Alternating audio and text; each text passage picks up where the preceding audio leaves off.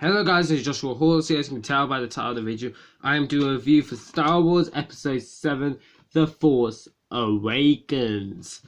So, before I get started, I want to apologise for the quality of this video, because it's probably not that good, to be honest, because at the moment, the time recording, for some reason my camera is just not working. I need to wait till my dad can have a look at it.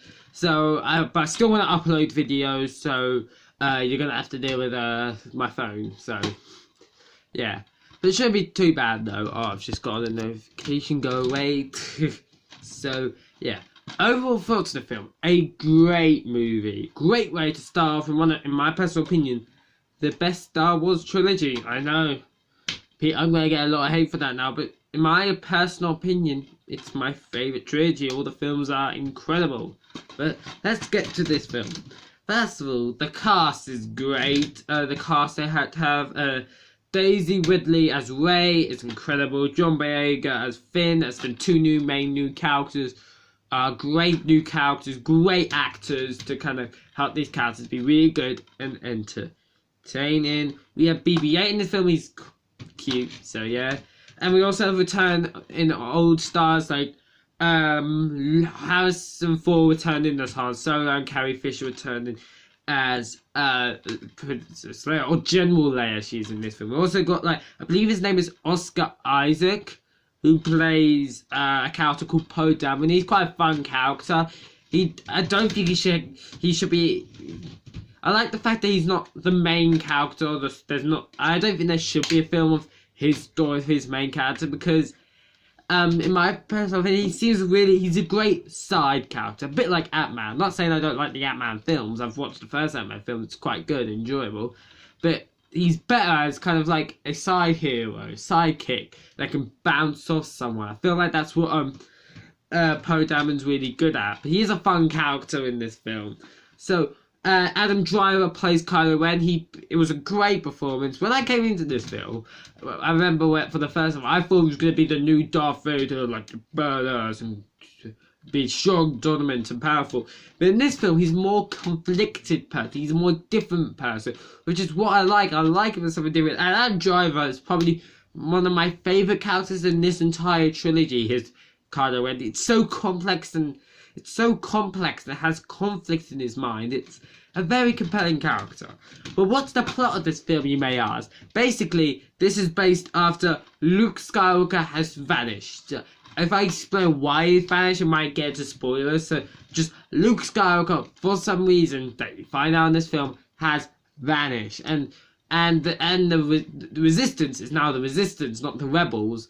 But the Resistance feel like they can't win unless they have a Jedi on their side, because without the Jedi there can be no balance in the Force. He's the only known Jedi at the time of at the start of this film. Of course, that starts to change, but Luke's still of importance.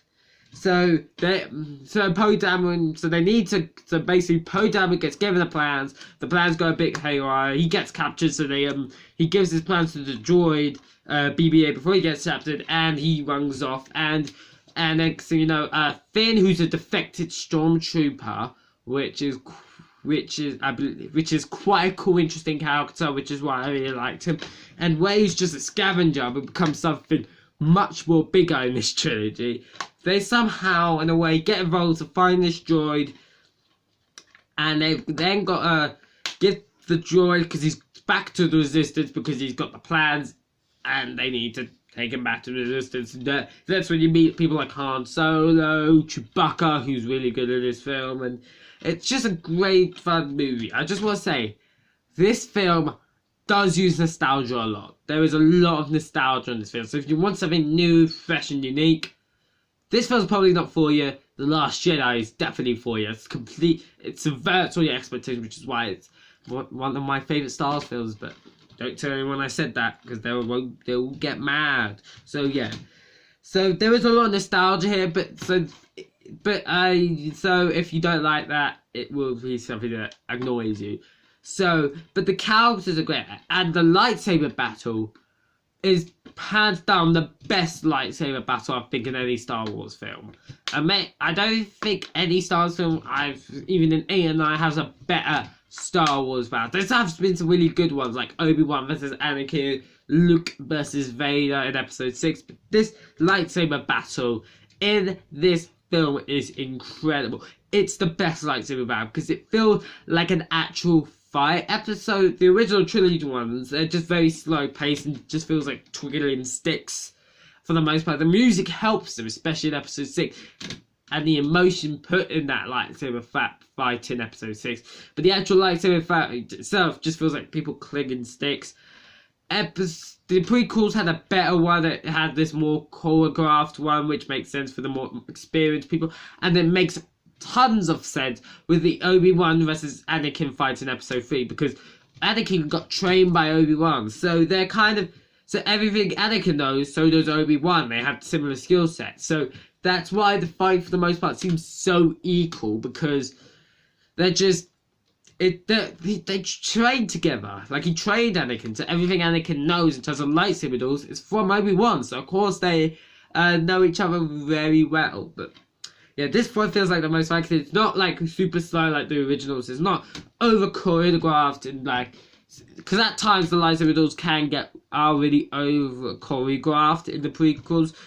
This one, they just feel like an absolute fight. It's not like anything fancy. It's just whacking them just whacking them at full pelt, and they block. But they're just going full pelt at each other. And I love that because it feels like an actual fight. It feels like a proper fight of tension, of drama.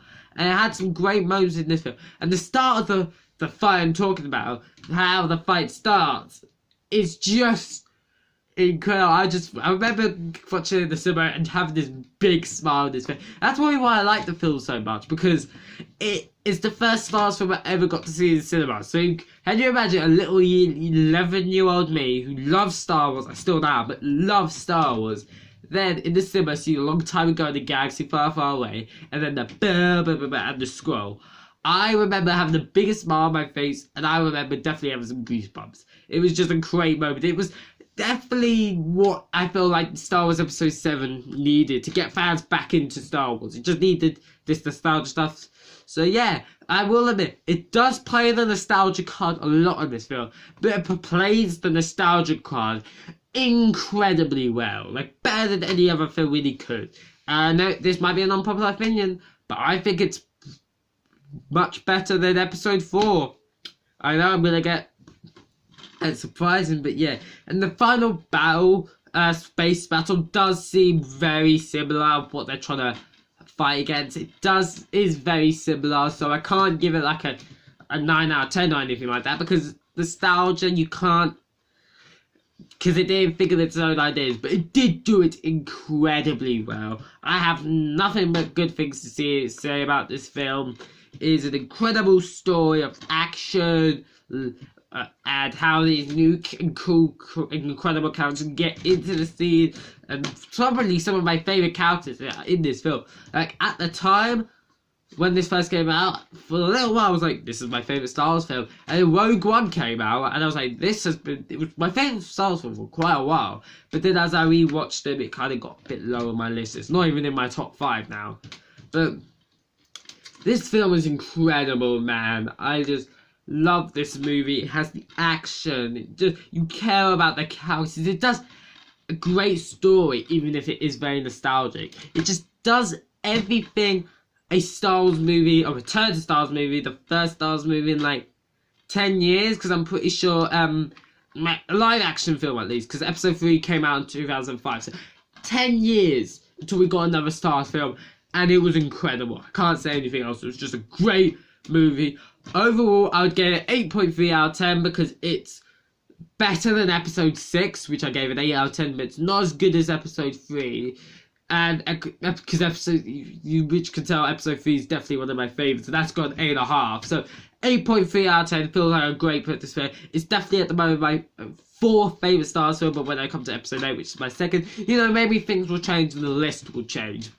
But overall, a great movie. Once again, I give it 8.3 out of 10. So I hope you enjoyed this video. If you did, let me know please let me know in the comment section below. What did you think of the movie? Did you think it was a great movie? It was fun, exciting? Do you think it's bad because they rely too much on nostalgia. Let me know in the comments section below. As long as you're respectful of other people's opinions, especially as we go into episodes 8 and eventually 9, you definitely need to respect other people's opinion, because those films are not as well received, and people like me love those films. So just be respectful in the comments below. Let me know what you thought about this film. I hope you enjoyed this video. If you did, don't forget to like the video, subscribe to the channel if you haven't yet, turn on notifications so you never miss a video, and I'll see you all in the next video. Bye guys.